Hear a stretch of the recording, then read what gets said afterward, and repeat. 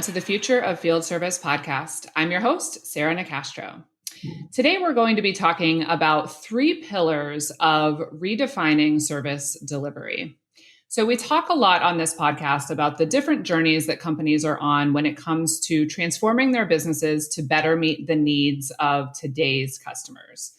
The reality is there is a lot of foundational work that goes into structuring a business to be able to evolve to meet those needs. I'm excited to welcome to the podcast today Brad Resler, President and COO of Brady Services, to talk with us about Brady's journey and the foundation that they've set in the business. Brad, welcome to the Future of Field Service podcast. Thank you for having me. Thanks for being here. So before we dig into the topic, Brad, can you just tell our listeners a bit about yourself and your journey and Brady's business? Sure. Well, let me start with Brady. We are a mechanical contractor, HVAC service provider, and building solutions organization that is headquartered in Greensboro, North Carolina. We were founded in 1962 by Mr. Don Brady, who left the train company and moved down to Greensboro from up north. And since then, our company has grown to almost 500 associates, and we've diversified into parts sales, service, building automation. We even have a large integrated security division, all in the commercial and industrial space, and we do business throughout North and South Carolina. As far as my own journey is concerned, I've had the privilege of being here at Brady for about 6 years now, starting in a sales leader role, and for the last 3 years or so, have had the opportunity to run our organization from an operational standpoint. So, great, good. Well, thank you for that. And I was obviously really excited to dig in. So Brad, you and I connected not long ago and had a really in-depth discussion about Brady's journey and the way the business is evolving based on the current landscape of what customers are looking for and how that differs from, how things may have been 1 or 3 or 5 years ago. So we've talked about how you're leading the company through this journey in an effort to find, new and different ways to serve your customers. But one of the facets of that conversation is, us discussing how building a strong foundation upon which to build that evolution, how important that is.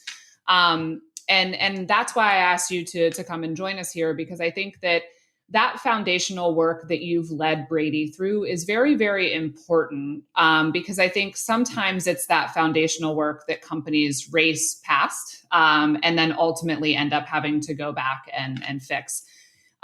So based on the conversation you and I had, we broke the foundational work into these 3 pillars. So as we talk through those 3 pillars today, I want to talk about the foundational changes that you've made at Brady that have allowed you then to move past sort of that foundational level and start building upon that. So the first pillar we're going to talk about is culture. So that's the first pillar of this idea of really redefining service delivery. So talk to our listeners about culture, and how at Brady, that needed to be evolved foundationally and how you've been able to build upon that. Yeah, so at any organization, the foundation of success is its culture. And Brady has long had a very strong family-friendly culture, a culture of performance excellence. And those are things that we certainly didn't want to change as we looked at how we were going to continue to evolve our business. So as strong as that culture was, it was also in some ways our biggest challenge, because as we've grown to the size that we are now, we've had to change. We've had to scale the business, and it requires doing things a different way. And sometimes when you've been successful in doing things a certain way for a long time, it's hard to understand why you need to do something a different way. So we've really focused in the last several years on our culture and have been very intentional about how we wanted to preserve the good and evolve as we've needed to. And it's really come down to getting good leaders in place and having a culture that is very performance based, Mm-hmm. very data driven, and very process focused.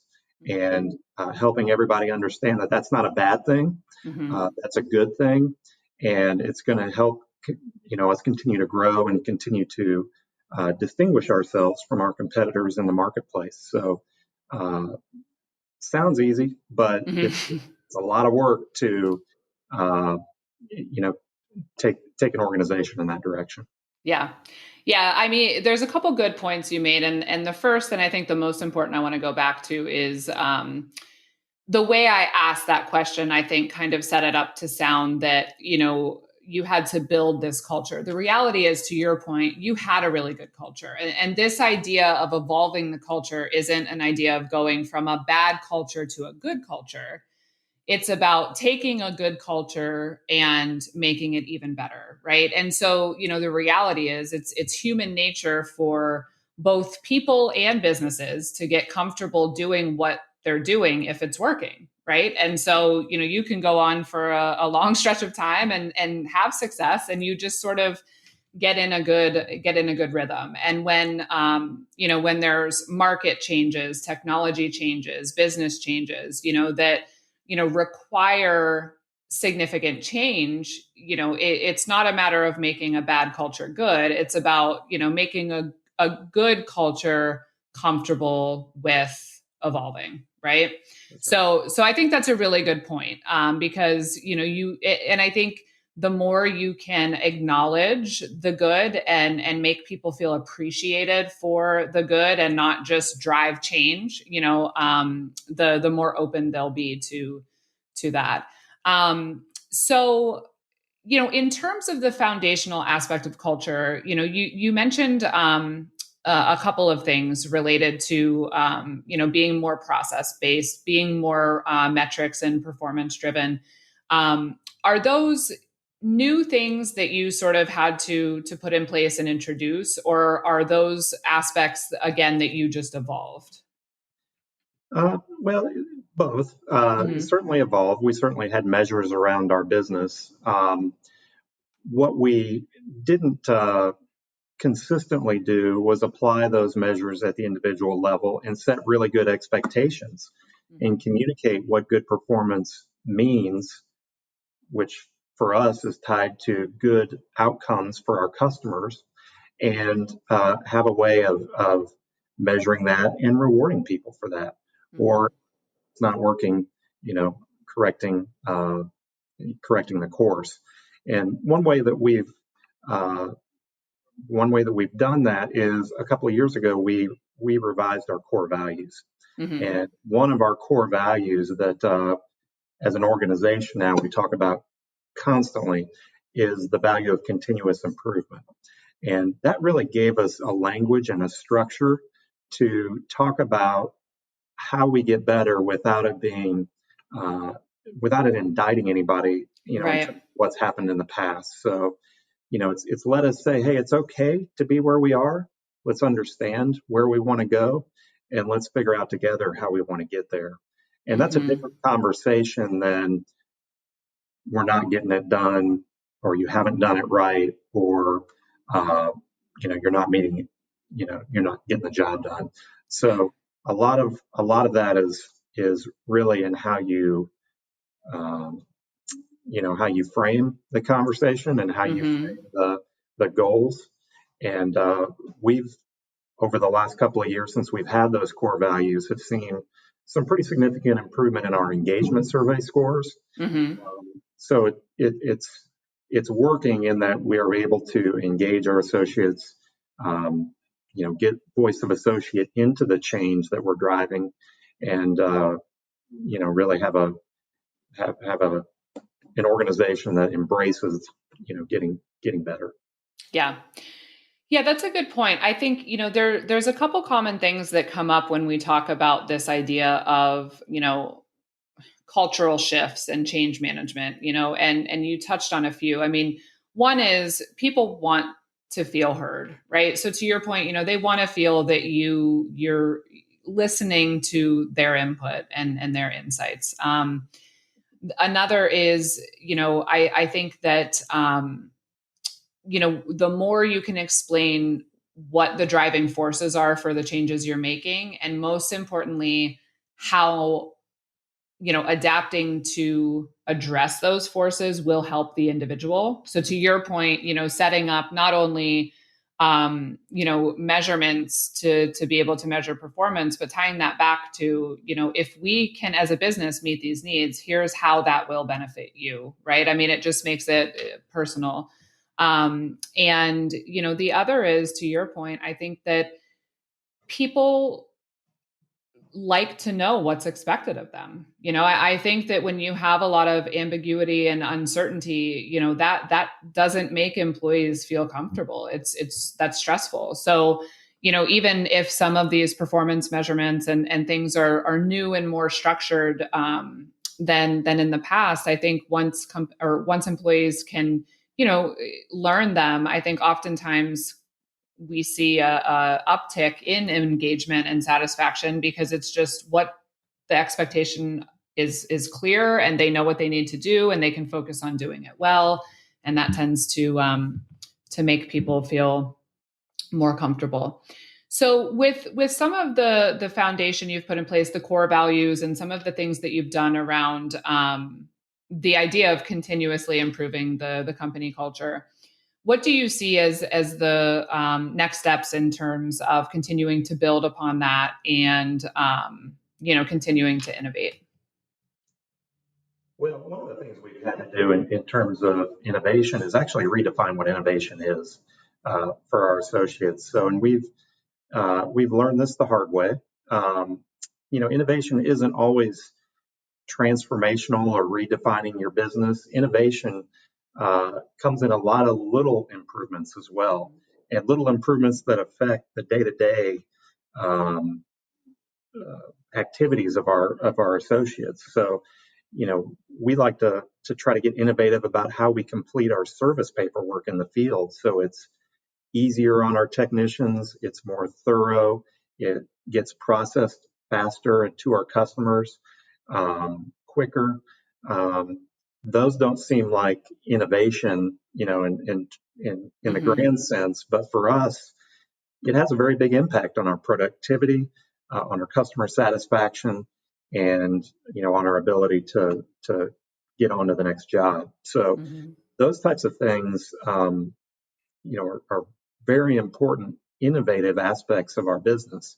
So some of that, recasting the perspective on innovation has really helped us zone in on what's important. The other thing that we've had to do is really focus on and get discipline around creating standard work. So we've got a lot of folks who have grown up and worked in this organization for a long time, do great work, but they may do it differently than one of their counterparts. And the result of that is a different service outcome to our customers. And if we've got a customer in Raleigh, we want them to have the same excellent experience as a customer may have in Greensboro or a customer may have in Wilmington. So it's really important that we have systems and processes in place that guide that standard work. So we're now in the midst of becoming ISO certified, which is kind of the benchmark of having good standard work. So that's helped continue to drive that process, but it's just so important, especially as you continue to grow geographically, that you have that strong standard work in place. So we've spent a lot of time on that. Yep. And so you're actually giving me a really nice natural segue into the second pillar, which is around process standardization and optimization, right? And so that's kind of the next foundational aspect of this service delivery evolution, is making sure that you do the work of standardizing and optimizing the processes. And what's interesting is, I think the reason it comes up on an answer around culture is there's a huge intersection between those two things, right? If you have that employee that is used to doing things their own way, you have to balance the desire and business benefit of standardizing without, making them feel too, you know, unappreciated for their own way of doing things, right? So does that make sense? It does. Yeah. Yeah. So tell us a bit around, what some of the work is you've had to do in terms of process standardization and optimization, and how that, sets you up for the future. Yeah. So a couple of years ago, when we started the journey of transitioning to IFS, that was a natural time for us to start thinking about how we look at our standard work in the field. Mm-hmm. And we certainly want to do the work that our customers expect of us. And we have customers that have a wide range of requirements. If we're working in a pharmaceutical company facility, then we have to meet certain FDA standards. If we're Mm-hmm. working in a customer who makes aircraft, then we have FAA standards we have to meet. So it's difficult to have consistency from job to job. So we had to think about how we, create some broad processes that let us get on the job and get off the job and deliver paperwork and be safe and fulfill whatever the scope is in a consistent manner. So Mm-hmm. there was a lot of work done to think through that and create, boilerplate scope where we could, and also build a system that allows us to meet the needs of our customers. Mm-hmm. So that's a unique challenge that, we and a lot of our, uh, you know, competitors in our industry have. Mm-hmm. The other thing that's really important is the consistency aspect of it. So this isn't a flash in the pan or a focus that's going to wane. This is who we are and how we're going to do business Mm-hmm. uh, for now and evermore. So it's really making sure that again, you have local field leaders who understand that, uh, buy into that, and help drive that into the field, Mm-hmm. through their quality assurance and oversight. So leadership development has been a huge part of how we've come at this, um, because that's ultimately what is going to win is Mm-hmm. having good leaders. We've also put a lot of investment and time into uh, organizing our data Mm-hmm. and creating internal dashboards. We use Power BI. And how do you take an enormous amount of data and structure it, um, summarize it, make it available in a usable, actionable way? Mm-hmm. And that has evolved significantly in the last 2 years, and I expect will continue to evolve significantly as we go forward. Uh, Mm-hmm. but if you're a database, data-driven organization, you got to figure out how to use your data as effectively as you can, and Right. that's really been a challenge for us. Yeah. And I mean, the reality is every business is a data-driven business today, right? I mean, or should be. So that is it's like you said earlier, these are things that sound simple, but are not at all simple when you have to actually do them, right? And that's why, some of these areas are the areas where companies fall down the most, because they try and race past, this foundational work and then have to come back. It's the same thing with the standardization and structure of processes, right? I mean, not doing that, you can't, you're not going to automate a poor process and get a result from it, right? I mean, you have to do that examination and that refinement before you can really build upon that. So it makes sense. So the third pillar is around technology. So you alluded to your use of IFS. So, talk a bit about the idea of putting foundational technology in place, and what that process looks like at first, and then how you can build upon that. Yeah, so technology comes in a lot of different forms, obviously. And for us, we kind of view technology as impacting how we work, how we demonstrate our performance, and how we train our associates. Mm-hmm. So if we start with how we work, as a service provider, uh, in the old world, a lot of times we would wait for the phone to ring, and the Mm-hmm. phone would ring, and somebody would say they're hot in the building, and we would dispatch a service technician to the site. And hopefully that service technician knew what to do and fixed the problem, Mm-hmm. and then hopefully we got paid for it. In today's world, um, we often know or have the ability to know about problems before a building owner even does. Mm-hmm. We're connected to hundreds of buildings and have all of the building data from their automation system, at our disposal, and receive thousands of alarms a day that Mm-hmm. we have to sort through, decipher, and again make actionable. And oftentimes, can respond without even sending a truck to the site. Mm-hmm. So just a massive transition or difference in how the industry works and therefore what our customers' expectations of us are. Mm-hmm. Um, so technology has been a big element of how we manage that, how we offer service around that, and how we track our activity around that. So uh, certainly a service software platform is important. A building automation system is important. And we look at those almost in sync to determine how we can take data out of a building, Mm-hmm. make it actionable, understand what the problem is, get it into our service platform so we can dispatch and provide a technician with actual data before they get to the site so they know where to go or they know what piece of equipment um, to start troubleshooting. Uh, Mm-hmm. Again, a big efficiency, time saver, and opportunity to provide a differentiated service to our customer.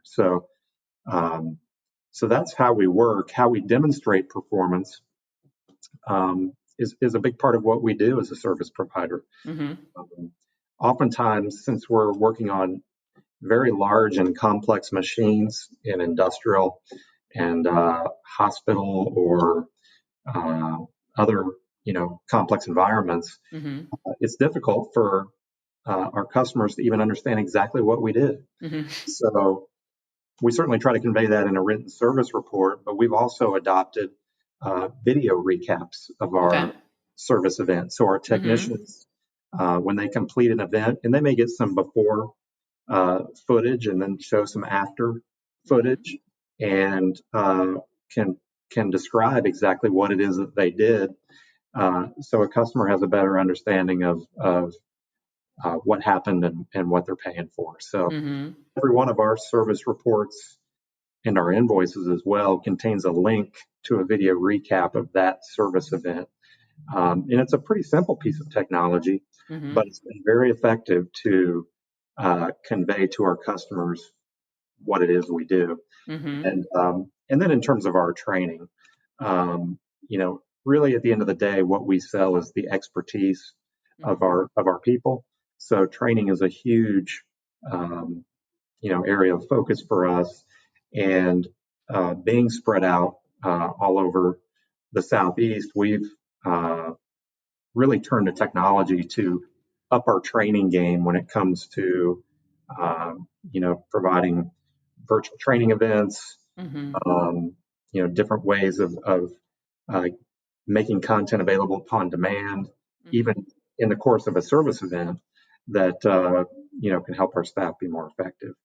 So, technology is really embedded in every aspect of what we do. Some big, you know, some more subtle. Mm-hmm. So again, looking at sort of, the building upon what you have in place from a technology perspective, what do you think are some of the next iterations or next steps for Brady? Well, some of it is what I described. It's how do we respond more effectively to Mm-hmm. what buildings are telling us, and working with our customers more as a business partner than a contractor Mm-hmm. to help them solve their problems. Just even having a good technical understanding of the data and of what's happening is only part of the picture. We need to understand our customers' business objectives, Mm-hmm. how they want to operate that plant or that facility, um, you know, what exactly an operating room needs to be set up as in order Mm-hmm. to do those procedures. We have to know those requirements of our customers and marry those with our expertise to provide them proactive service. So that's really the future of our organization. That's how we're trying to differentiate. That's how we evaluate technology in Mm-hmm. order to make good investments and implement it appropriately in our business. And that's what we'll continue to do as we go forward. Mm-hmm. Yeah. Yeah. It's, it's interesting because on one hand, I see that customers really want simplicity, right? So they want you to take on the complexity of doing all of those things on the back end that makes the service to them seem simple, right? Like it's just things are working the way they should without a lot of complexity on their behalf. But on the other hand, it's interesting what you mentioned about, while that is true in terms of wanting the service to be executed, with simplicity on their behalf, they also want the insights, right? So in that sense, they want more information than maybe you were giving in the past. It's not just, hey, yep, we were here, we did the job, you're welcome. It's, we were here, here's what we did, and here's a video of it, and they want that reassurance that they are, getting their money's worth or what have you. So it's interesting that on one hand they want super simplicity, and on the other hand they want more context maybe than they've had in the past. But there's a ton of opportunity in terms of the move to more predictive, and how you expand to meet more of their needs and all of that. One of the things that I also find interesting is, a lot of the steps you've taken within these three areas or these three pillars has given Brady progress in improving the customer experience and providing better service to the customers, but also improving efficiency and productivity for the business. Is that a correct understanding? It's a lot of these areas of focus or areas of investment are kind of double focused. Yeah, if you're doing it well, they certainly go hand in hand. Mm-hmm. You're streamlining your operations to only provide the outcomes that are important to customers. That makes you more efficient. That makes you more valuable to your customers when you can deliver on a consistent basis exactly what they're looking for. And even the next level is really justifying the value of what you provide customers. So Mm-hmm. customers are increasingly looking to us to help with energy modeling and helping with ROI type of data on either replace or repair machines or Mm-hmm. just overall operation of their facilities.